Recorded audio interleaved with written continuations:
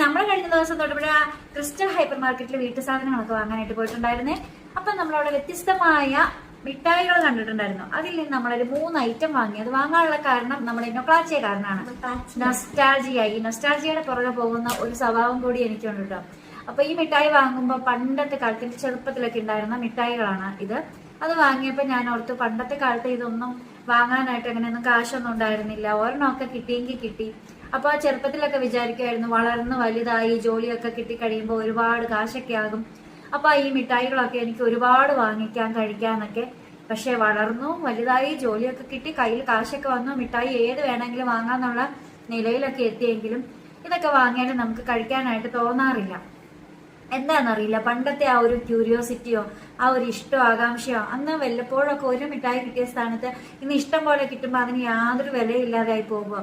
അപ്പൊ നമുക്ക് അപൂർവമായിട്ട് കിട്ടുന്ന ആ ഒരു കാര്യത്തിൽ മാത്രമേ നമുക്ക് മൂല്യം ഉണ്ടാകുകയുള്ളൂ.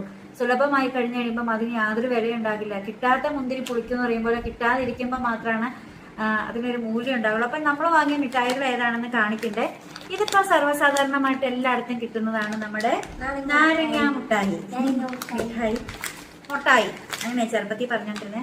ഇത് കണ്ടോ, ഈ കവർ കാണുമ്പോൾ നിങ്ങൾക്ക് ഏതെങ്കിലും ഒരു മിഠായി ഓർമ്മ വരുന്നുണ്ടോ? എനിക്കിത് കണ്ടപ്പോൾ ഓർമ്മ വന്നത് നമ്മുടെ പഴയ പ്യാരി മിഠായിയാണ്. നമ്മുടെ ചോക്ലേറ്റ്, പണ്ട് കാലത്ത് ആകെ ഉണ്ടായിരുന്ന ചോക്ലേറ്റ് എന്ന് വേണമെങ്കിൽ പറയാം, പ്യാരി മിഠായി. പക്ഷെ ഇത് പ്യാരി മിഠായി അല്ല. അതുപോലെ തന്നെ ഏകദേശം ഒരു കവറിൽ ഉണ്ടാക്കിയെന്നേ ഉള്ളൂ. ആ പണ്ടത്തെ മിഠായിയുടെ ടേസ്റ്റ് ഒന്നും ഉണ്ടാവാറില്ല കേട്ടോ.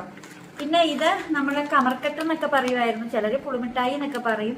ഇതില് പേര് കൊടുത്തിരിക്കുന്നത് പുളിമിഠായി എന്നാണ്, അങ്ങനെ പറയാ. അപ്പൊ വാളംപുളിയുടെ പടമൊക്കെ കൊടുത്തിട്ടുണ്ട്. നമ്മൾ കമർക്കട്ട് എന്നൊക്കെ പറയുന്നത് കടിച്ചാൽ പൊട്ടത്തില്ലായിരുന്നു.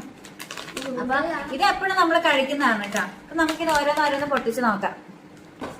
നമ്മളെ ക്യൂരിയോസിറ്റി കൊണ്ട് ആദ്യം തന്നെ പൊട്ടിക്കുന്നത് പുളിമിഠായി ആണ് കേട്ടോ. ഇത് കണ്ടോ, പുളിമിഠായി ആണ്. ഇനി മറ്റേതെടുത്ത്, മറ്റേ കവർ എടുക്ക. കഴിക്കലൊക്കെ പിന്നെ കഴിക്കാം. വേഗം എടുക്ക, പച്ച എടുക്ക. ഒരുത്തനോട് എന്തെങ്കിലും പറഞ്ഞിട്ടുണ്ടെങ്കിൽ ഭയങ്കര താമസമാണ്. അവൻ ഏതെടുക്കണം എന്ന് കൺഫ്യൂഷനാണ്. ഇതാ പ്യാരി മിഠായി ഒന്നും അല്ല, ഏകദേശം അതുപോലത്തെ ഒരു കവറാണെന്നേ ഉള്ളൂ. പിന്നെ ഇത് പിടിച്ച, പിന്നെ നമ്മുടെ സ്വന്തം നാരങ്ങ മിഠായി. എനിക്ക് പിന്നെ ഷുഗർ വളരെ കുറവായതുകൊണ്ട് ഏത് മിഠായി കഴിച്ചാലും ഒരു കുഴപ്പവും ഇല്ല കേട്ടോ. നാരങ്ങ മിഠായി. അപ്പൊ വായിൽ ആദ്യം ഇടുന്നത് നാരങ്ങ മിഠായി. അവനത് കളഞ്ഞു. അപ്പൊ ഇതായിരുന്നു നമ്മുടെ ഇന്നത്തെ നൊക്ലാച്ചിയ വീഡിയോ.